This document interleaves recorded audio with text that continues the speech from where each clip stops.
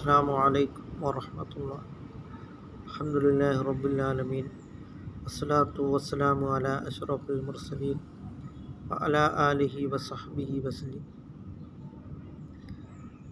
ഇസ്ലാമിൽ ആദ്യമായി ഇറങ്ങിയിട്ടുള്ളതായ ആയത്ത് ഇഖ്റഅ ബിസ്മി റബ്ബിക്കല്ലദീ ഖലഖ് എന്നിങ്ങനെയുള്ളതായ ആയത്താണ്. വായിക്കുവാനാണ് പറഞ്ഞിട്ടുള്ളത്, അല്ലാതെ തോക്കെടുത്ത് യുദ്ധം ചെയ്യുവാനോ വാളെടുത്ത് വെട്ടുവാനോ അല്ല. അതിനാൽ നാം വായനയിലൂടെ നാം വിപ്ലവങ്ങൾ നാം സൃഷ്ടിക്കും. അങ്ങനെ നാം അൽ ഇൽമു ഹയാത്തുൽ ഇസ്ലാം, വിജ്ഞാനമെന്നുള്ളത് ഇസ്ലാമിൻ്റെ ജീവനാഡി എന്നാണ് സയ്യിദുനാ റസൂൽ കരീം സ്വല്ലല്ലാഹു അലൈഹി വസല്ലം തങ്ങൾ പറഞ്ഞിട്ടുള്ളത്.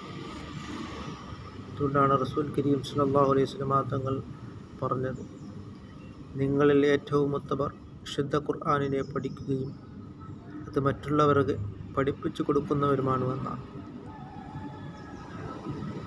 അതുകൊണ്ട് നാം വിശുദ്ധ ഖുർആനിനെ നാം പഠിക്കുവാനും അത് മറ്റുള്ളവർക്ക് നാം പഠിപ്പിച്ചു കൊടുക്കുവാനും നാം ശ്രമിക്കുക. അമീറുൽ മുഅ്മിനീൻ ഫിൽ ഹദീസ്, മുഅ്മിനീങ്ങളുടെ അമീറാണ് ഹദീസുകളിലെ ഇമാമുന ബുഖാരി റളിയല്ലാഹു അൻഹു.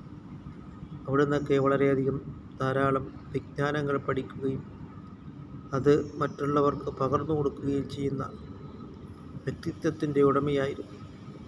അതിനാൽ നാം നമ്മുടെ മക്കളെ നാം ഭൗതികവും ആത്മീയവുമായിട്ടുള്ള രണ്ട് വിദ്യാഭ്യാസങ്ങളും നേടിയെടുക്കുവാനും അവരെ അത് നേടിയെടുക്കുന്നതിന് വേണ്ടി നാം ആത്മീയവും ഭൗതികവുമായ രണ്ട് വിദ്യാഭ്യാസങ്ങളിലും നാം പഠിപ്പിക്കുക. അങ്ങനെ നാം അള്ളാഹുവിലേക്ക് നാം മടങ്ങുകയും ധാരാളം വിജ്ഞാനങ്ങൾ കരസ്ഥമാക്കുവാനും നാം ശ്രമിക്കുക.